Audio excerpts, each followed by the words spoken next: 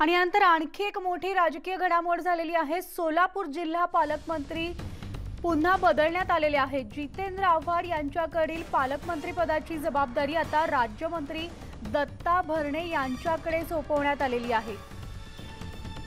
तर आपण पाहतोय आत्ताची ही महत्त्वाची बातमी। सोलापूर जिल्हा पालकमंत्री आता पुन्हा बदलण्यात आलेले आहेत। तर नुकतंच जितेंद्र आव्हाड यांच्याकडे सोलापूर जिल्ह्याची पालकमंत्री पदाची जबाबदारी देण्यात आलेली होती। आता हे पालकमंत्री पद जे आहे सोलापूर जिल्ह्याचं ते आता राज्यमंत्री दत्ता भरणे यांच्याकडे सोपवण्यात आलेलं आहे।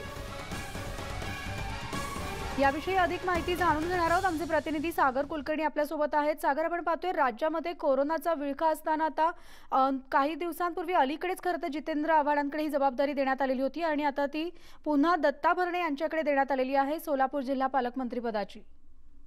मनाली, पहिल्यांदा दिलीप वळसे पाटील यांच्याकडे सोलापूर जिल्ह्याची पालकमंत्रीपदाची जबाबदारी दिली होती, पण कालांतराने वळसे पाटील यांनी काही महिन्यांपूर्वीच स्वतःहून सांगितलं होतं की त्यांना सोलापूर जिल्ह्याचं पालकमंत्रीपद नको आहे, त्यांचं त्यामागे व्यक्तिगत कारण आहे।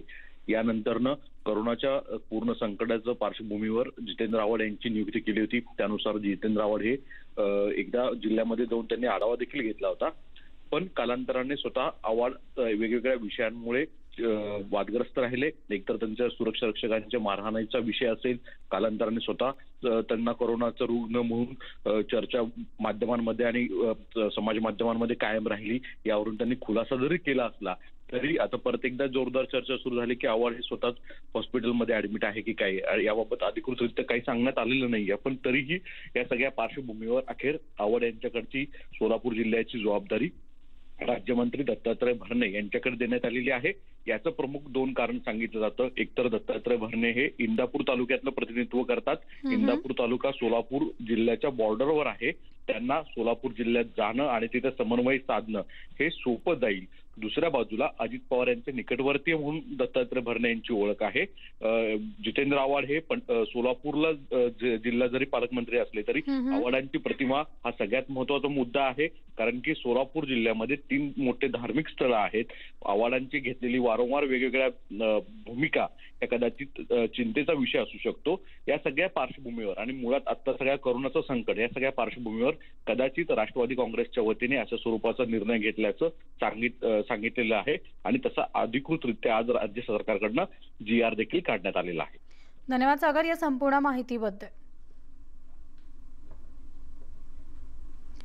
यानंतर आणखी एक नवी मुंबईमधनं महत्त्वाची बातमी येते, ती म्हणजे महापेमधील IT कंपनीवर गुन्हा दाखल होणार आहे। आयक्लाउड IT कंपनीवर महापालिका गुन्हा दाखल करणार असून मिलेनियम बिझनेस पार्कमधील या कंपनीमध्ये 19 कामगारांना कोरोना पॉझिटिव्ह होते।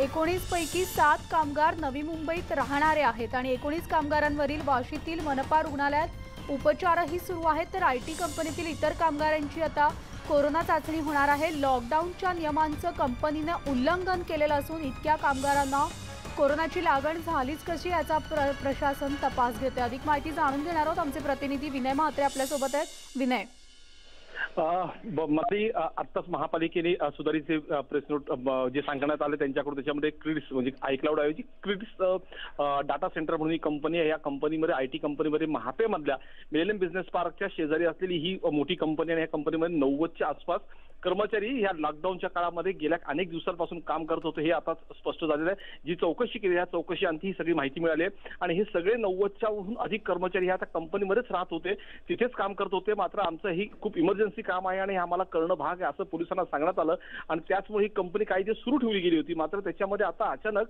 सगळ्यांची तपासणी केली, जेव्हा समोर रामडा हॉटेल आहे, रामडा हॉटेलमधल्या एका ड्रायव्हरला तो पॉझिटिव्ह आल्यानंतर त्याच्या समोरच असलेली कंपनी, त्याच्यामुळे त्याची पूर्ण तपासणी केल्यानंतर 90हून अधिक पैकी त्याच्यामधले 19 जण पॉझिटिव्ह आढळले आणि हे कोरोनाचे पॉझिटिव्ह रुग्णांना आता नवी मुंबई महापालिकेच्या रुग्णालयामध्ये त्यांच्यावर उपचार सुरू आहेत। त्यापैकी 7 जण आहेत हे नवी मुंबईमध्ये राहणार आहेत, उर्वरित जे मुंबई ठाणे ह्या सगळ्या परिसरामध्ये राहणार आहेत। त्यामुळे एका IT कंपनी संपूर्ण ठाणे बेलापूर पट्टीमधल्या सगळ्या IT कंपन्या पूर्णपणे बंद होत्या।